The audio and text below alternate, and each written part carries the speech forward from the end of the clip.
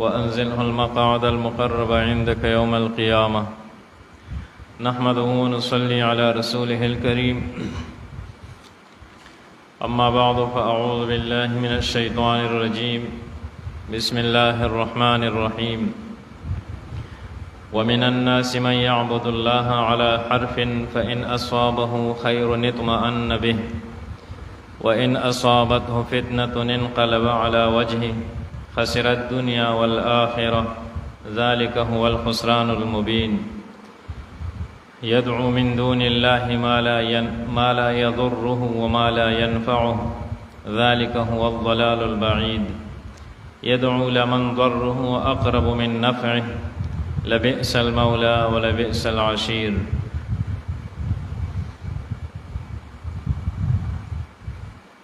دا آیتون مبارکہ دا واللسمی سپاری دا سورة الحج آیت نمبر 11، 12 او 13 دی. پدی آیات مبارکو کی اللہ تبارک و تعالی دا دی خبر بیان کی چی بازی دا خلقو ناغا سوکتی چاوی دا اسلام او دا ایمان پا کنار باندی ولار دی او داوی پزړه کې اسلام او ایمان دا راسخ او مضبوط نه دی او دای آزمائش کوي، امتحان کوي چې دا اسلام په موږ باندې صاف راځي او کنه راځي. کچره اسلام کې داخلي دلو نفس دوی ته په مال دولت کې اضافه وشي او مال دولت زیات شي، خو په اسلام کې دا اراده چې دای په اسلام کې بلټینګ شو، مضبوط بپاتې شو. او کچره سے تکلیف ورته راورسیږي نو واپس کفر او شرک کې بیا داخل شي او په خپل بت پرستی کې او د غیر الله په عبادت کې بیا هغه مصروف شي. الله تعالی په دې آیتونو کې د داسې خلقو حال او د داسې خلقو په باره کې انجام بد د آخرت هغه بد انجام ذکر کوي. محبوب رسول الله مبارک صلی الله علیه و آله وسلم چې کله مدینه منورې ته هجرت وکړو نو څه خلک داسې وو چې هغوی اسلام نه متاثره وو، خو د اسلام داخلېدل، اسلام کې داخلېدل دای مشروط کړل په دې خبره باندې که چېرې مونږ ته په اسلام کې څه خیر میلاو شو خو مونږ به په اسلام کې باقی پاتې شو، او که څه خیر راته پکې میلاو نه شو، مال دولت کې مې اضافه ونه شوه. د دې مقصود د الله او د الله د رسول رضا نه وه، بلکې د دې مقصود هغه دنیا وه.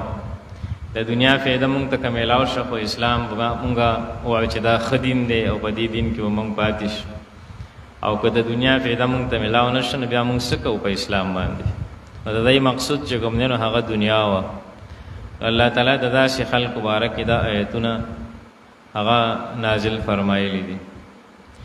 د ایمان او د اسلام مقصود هغه دا دی چې انسان د الله جل جلاله ذات وپېژني، د الله په ذات باندې ایمان راوړي، د الله تعالی په رسولانو باندې ایمان راوړي، او دنیا به دا د مؤمن بنده او د مسلمان بنده مقصود دا به دنیا نه وي. که د دنیا خوشحالي وي نو هغه هم عارضي ده، او که دنیا کې تکلیف دی هغه هم عارضي دی. والله جل جلاله په نسبت باندې خو د مال دولت او د دې سيزونو څه حیثیت نشته. د الله تعالی په نسبت باندې خو د تمامي دنیا د ټولي دنیا برابر د سره او سپین چې راجمع کی د الله په نسبت باندې د ماشي د وزر برابر د هغې قیمت نشته. د الله په نسبت اخلاص دی، د الله تعالی په نسبت باندې او مدار د کامیابی هغه اخلاص نیت دی، او مدار د کامیابی تقوا ده. انسان سمره په خپل عمل کې مخلص دی، په خپل ایمان کې سمره مخلص دی، په خپل عبادت کې سمره مخلص دی. دغه وجه نه کوي انسان سخت نه سخت مشقت کوي، لکه جهاد په شان دی ګران عمل هغه کوي، لیکن د مقصد د الله رضا نه وي نو دی په ظاهر باندې شهید شي، لیکن دغه انسان جهنمی دی. حدیث مبارک کې راځي چې قیامت کې به یو داسې شهید هغه الله تعالی ودري چې هغه به جهاد هغه د خپل شهرت د پاره او د نام او نمود د پاره کړی، نو قدمه سخترین عبادت کړی دی تر دې چې خپل ځان په کې هم ویللې دی، لیکن چې زړه کې اخلاص نو د الله رضا نه و نو داسې انسان ته هم کامیابی نشته. د الله په نسبت کامیابی هغه د اخلاص لپاره ده. کامیابی چې کوم دی نو هغه په اخلاص باندې ایمان راوړل او په اخلاص باندې هر عبادت ادا کول، په دې کې چې کوم دی کامیابی ده. الله تعالی د درې آیتونو مبارکه بیانوي د داسې خلکو باره کې.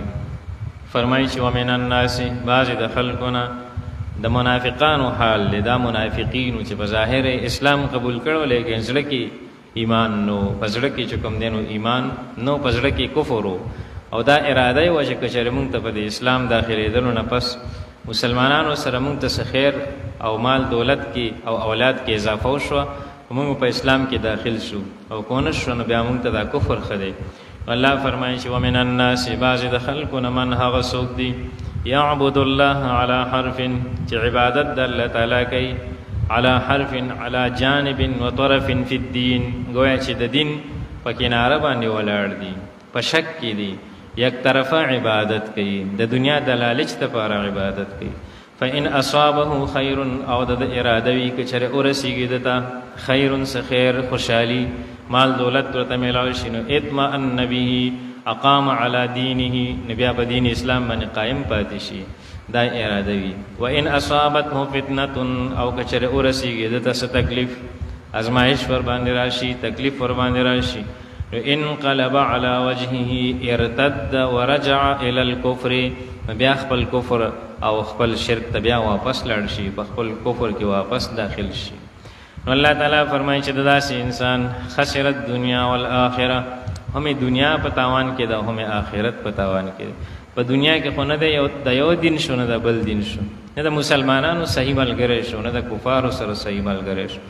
په دنیا کې هم دته څه خیر میلاو نه شو، او آخرت خو خود د کافر بنده او د مشرک بنده دپاره آخرت خو خود دار د هلاکت دی د داسې کس دپاره. ذلک هو الخسران المبین، او دا نقصان ښکاره دی، دا ډېر ښکاره نقصان دی چې د انسان هم چې کوم دی نو دنیا خراب شي، هم آخرت خراب شي. یدعو من دون الله، او دی چې کله خپل کفر او شرک ته داخل شي نو رابلی د الله تعالی نه ما سوا، ما هغه څیزونه رابلی، هغه څیزونه عبادت کوي، لا یضره وما لا ينفعه، ما لا یضره وما لا ينفعه، چې نه ورته ضرر رسولی شي، نه ورته فایده رسولی شي. دی چې د کومې څیزونه عبادت کوي نو هغوی ورته نه ضرر رسولی شي او نه ورته فایده رسولی شي. په بل آیت کې الله پاک فرمایي چې الهم ارجل یمشون بها ام لهم اید یبطشون بها ام لهم اعین یبصرون بها ام لهم آذان یسمعون بها. ای مشرکانو، تاسو چې چاته سجدې لګوئ، تاسو سوچ کوئ چې د هغوی خپې شته چې ورباندې وګرځي، لاسونه شته چې نیول ورباندې وکړي، سترګې شته چې په هغې لیدل وکړي، غوږونه شته چې په هغې اورېدل وکړي. د داسې څیزونو عبادت کوئ چې نه ګرځېدل کولی شي، نه نیول کولی شي، نه اورېدل کولی شي او نه کتل کولی شي. د داسې څیزونو عبادت کوئ تاسو. ذلک هو الضلال البعید، دا ګمراهي ښکاره ده، ګمراهي لویه ده، دا لویه ګمراهي ده چې انسان د داسې څیزونو عبادت کوي، د الله تبارک وتعالی د ذات نه بغیر د داسې څیزونو عبادت کوي چې نه ورته څه ضرر رسولی شي، نه ورته فایده رسولی شي. بیا الله تعالی فرمایي چې یدعو، عبادت کوي دوی، راولی دوی، لمن هغه چا لره، هغه چاته اواز کوي او هغه څوک راولي، ضره اقرب من نفعه، چې نقصان د هغې نږدې دی د نفع نه، نقصان پکې ډېر دی او فایده پکې نشته. د غیر الله په عبادت کې خو نقصان هی نقصان دی، او دغه انسان آخرت پې باندې خوار دی او فایده پکې هېڅ نشته. که یو سړی سهار نه ماسخوتنه پورې بت ته سجدې ولګوي، بت ته حاجت روا او مشکل کشا وي، ده ته به څه خیر میلاو شي. الله پاک فرمایي چې ځان به ستړی کړي او څه به یې په لاس رانشي. یدعو لمن، دی رابلل کوي هغه چا لره، ضره اقرب من نفعه، چې نقصان زیات دی، نږدې دی د نفع نه، فایده پکې څه نشته او نقصان پکې ډېر دی. لبئس المولا ولبئس العشیر، ډېر بد دی دغه کارساز، چاته چې دی کارساز وي د چا مخ کې چې سجده کوي، هغه کارساز هم بد دی. ولبئس العشیر، او دا عبادت کوونکی چې کوم دی نو دا هم بد دی. دواړه چې کوم دی نو ګمراه دي او دواړه ناکام دي او دواړه د جهنم خشاک دی. سبحان ربک رب العزة عما یصفون وسلام علی المرسلین والحمد لله. الله تبارک وتعالی زموږ د ټولو ګناهونه معاف کړي، نبی علیہ السلام د ټولو امتیانو ګناهونه معاف کړي، ټولو حاضرینو ناس ته قبوله کړي. قرآن پاک زموږ دپاره خپل در کې سفارشي وګرځي. الله تعالی د ټولو پریشان حال پریشانۍ ختم کړي، بیماران ټول ته شفای کامله نصیب، ټولو جایز حاجات خپلو خزانو نه پوره کړي.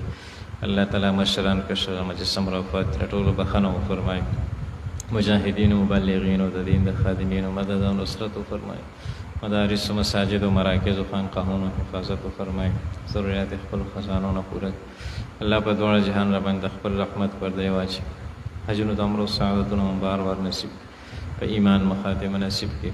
وصلی الله تعالی علی خیر خلقه سیدنا مولانا محمد و آله و اصحابه اجمعین برحمتک یا ارحم الراحمین.